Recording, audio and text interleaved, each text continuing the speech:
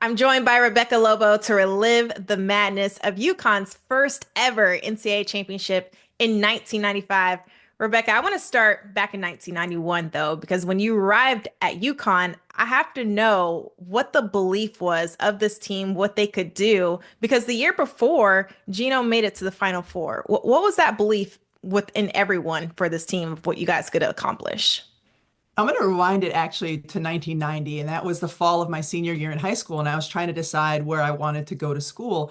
And one of the things that appealed to me about going to UConn, and obviously I wanted to play for Coach Oriam, I wanted to play for Chris Daly, but I also wanted to help a team do something it had never done before. And at that point, UConn had never been to a Final Four. And so that spring, when I'm still a senior in high school, they go and make it to the Final Four, and I'm like, well, there goes that. But coming in, that team that had gone to the Final Four had a great senior class, Laura Lishnas, Carrie Bascom, and a great class that was returning and would be seniors my freshman year. But you don't know anything as a 17, 18-year-old kid going to college. Like at least I didn't. I didn't have any expectations certainly that we would go to a Final Four that year. Kind of hoped that we might be able to be competitive in the Big East because UConn always had been, as long as I had been watching them anyway. So it was kind of for me, a kid who didn't know much, going to a program who had surprised everybody by making it to the Final Four the year before. But having this like idea that maybe at some point in my career I could help them get something that they hadn't ever had before. Well, you definitely did. So fast forward to senior year, 1995. I mean, great chemistry, star-studded roster, a deep run, undefeated, 35 and 0 ultimately to complete the season. At what point within that team did you know this is our year to cut down the net? You know what? I don't know that we ever knew what that team was capable of. We were really good about staying in the grind of the day. Mm. And part of that is because UConn had never done it before. There wasn't this blueprint. There weren't already banners hanging in Gamble Pavilion. It's not like we were walking into practice every day. That's what we're striving to do, what that team did, because it hadn't been done before. But we knew we had a really close-knit group that had great chemistry. We had a strong senior class, strong junior class, some newcomers that had come in. And but no one ever talked about going undefeated because the last team that had gone undefeated, I think, was 1986, Texas. And Yes. so it's not something that people were doing then. So Yeah. it's not something you aspired to do or be. And then season went on, and especially once we had some of the big games on the schedule that we won, we beat Kansas, we beat Tennessee. It's like, oh, Mhm. wait a minute, we haven't lost yet. But still never got wrapped up in that. It was just, all right, let's keep plugging away, keep plugging away. But knew that we were good.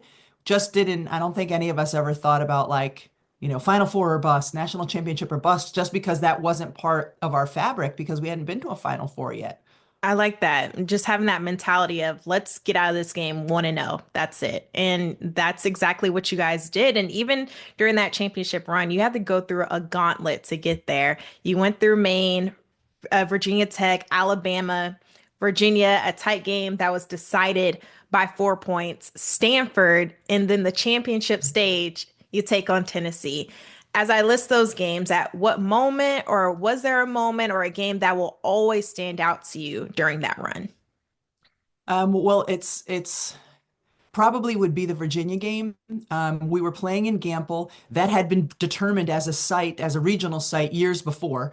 Hmm. So it's not like that. It's not like the top 16 seeds now where you're hosting at home. That was the regional site. So I knew it was my last game at Gamble Pavilion ever. I was a senior. And I remember being down at the half, and probably the first time that season or close to it where we were down at halftime. And then just, I'll always remember that game because after we won, like people didn't want to leave the arena. They just stayed and partied and danced as the Yeah. music was blared through the arena. And it was kind of like, holy cow, we've just overcome a really, really good Virginia team. We had a great player in Wendy Palmer. And we're going to the Final Four. So that's a game that really stood out and will always will. And then sort of the shock of the semifinal game against Stanford, just because Stanford had been this powerhouse. They had beaten us my freshman year, I think. They'd beaten us my sophomore year. And we went in there and it was never competitive. Kara Walters had this monster game and we ended up winning by a lot. and then had to turn around the next day. The Final Four in those days, it was still on CBS. Wow. The semifinals were on Saturday. The championship game not only was on Sunday, but it may have been like noon or 1 o'clock. It was early on Jeez. Sunday. So you had a super quick turnaround from your semifinal to your final game. So take me through that championship game. At that time, Tennessee had three national championships. Describe that game, describe that moment because you came out with 17 points and you became the tournament's most outstanding player. I mean, Tennessee was the standard bearer in those days. Three national championships. Pat Summitt was, the biggest figure in women's college basketball by far. And so it was something, when they came to Gamble earlier in the year in February, and we played them then. But then the national championship, the same thing. Like they were what you judged yourself by. Tennessee was how you judged yourself. And to come into that game, I'll never forget, they were like warming up on the center circle and half like on the entire center circle. So some of them were like on our side. And I remember Jen that fired up Jen Rosati and who was our point guard. And you don't want to fire up Jen Rosati. And like making them like get people to push them back to their side. So already before jump, we had players that were ready to roar. And but I remember I got in early foul trouble in that game. Dee Cantner gave me my third in the first half. I've never let her live it down since then. And I think Jen and Kara were both in foul trouble as well as we went into the half. And then Coach Oriama like coming in, writing the score up on the board. And he's like, we've played much of that half without three of our starters and we're only down six. Like we are in a really good position. And then going out in the second half and just being like, all right, this is it for me. I will never, this no matter what happens, this is the last game of my college career. Let's just start shooting the ball and see what happens. And good things ended up happening. Well, it ended with confetti. What do you remember the most of that feeling with the final buzzer going off and the sound and UConn becoming the first ever national championships in program history? Autumn, what I can remember probably most vividly is we're at the free throw line. And I don't know if we were shooting or if they were shooting. I just remember like being on the lane line and looking up at the clock and seeing the score and the time. And it hit me like there's no mathematical way for them to win this game. And Mm. then soon after that, the horn buzzing and just like running around with my arms up in the air, just complete euphoria. Not only because we won the championship, but this is a group that had been together. The previous year we had lost in the Elite Eight to North Carolina. It was just a beat down. They physically just handled us. And that had motivated us all summer. We were a really tight group. We hung out a lot. We did fun stuff together. It was, there wasn't any kind of rivalry within our team. We were like a true tight-knit team and all kind of loved our coaching staff, loved and hated them at the same time. And so it was just like sort of a mix for doing something for us, like doing something epic and doing it with people you loved and doing it with people that you had been through the grind with for 3 or 4 years. Like all of that kind of fed into the emotion that we felt as soon as the horn sounded. And now, I mean, you mentioned the standard with now UConn having 11 national titles. That is unheard of.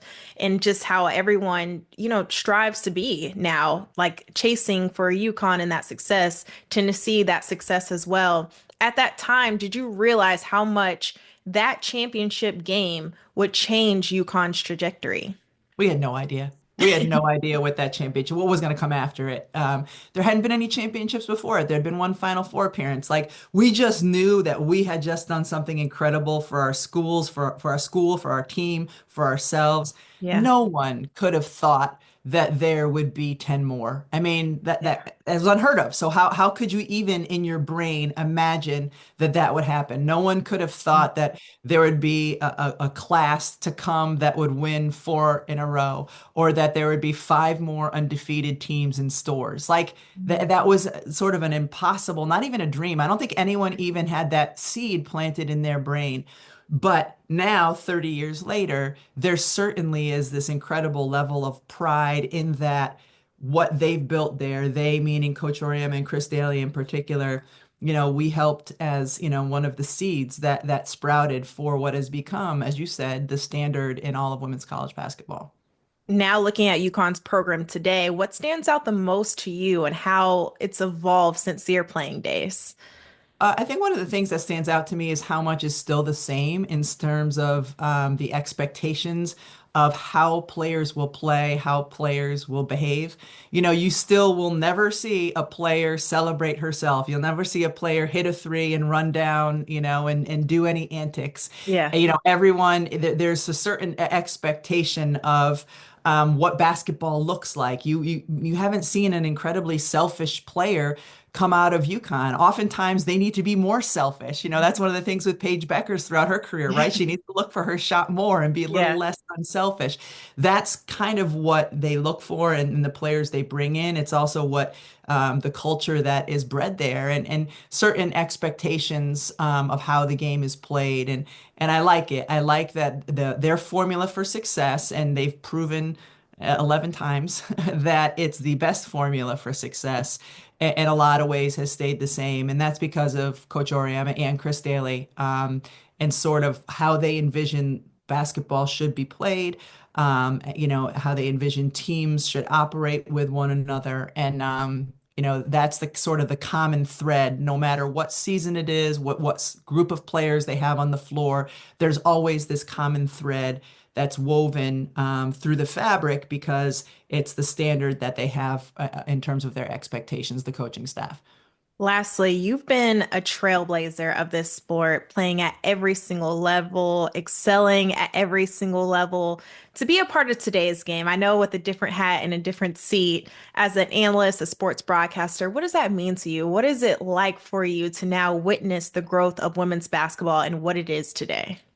It's incredibly gratifying for me to see how the sport has exploded, especially in the last 2 or 3 years, but even how it's grown over the last 3 decades. So many of us who just played when we were kids because we loved the sport, or if you have an experience like I did where you had to play on an all boys team because there weren't enough girls to Yeah. field a team when you were 10 or 11 years old, to the place where it is now, where not only are there incredible opportunities for young girls to play, but the women who are playing the game, high school, college, WNBA, are being appreciated in a way that they haven't been over the previous 2 decades, in a way that they've deserved. Yeah. And it's no longer, it wasn't that long ago where it was, yeah, women's sports, go make me a sandwich, get in the kitchen. Like now, if someone says that, they're recognized as a complete idiot. And it's just been fun to watch how these women are now celebrated because they earned it and they deserve it. And for me, it's 100% about being proud of the trajectory of the game. I've never thought, oh, I wish I could play in today's day. I wish I had NIL. No, I don't, none of that. I am thrilled that I was part of, some of the beginnings of it, and that I now still get to be in the best seat in the house talking about this incredible basketball I'm seeing while people are finally appreciating it at a whole new level. It's just incredible gratification for me. Absolutely. Your fingerprints are all over this game, and it was such an honor to relive the madness with you of that iconic 1995 run. I could do this forever, Rebecca, but thank you so much for everything that you do for women's basketball, and thank you for just taking the time with me today. Thank you. And how old were you in 1995? I was born in 1995, What month? December 4th, so barely. I You were just, not alive. yeah. Okay.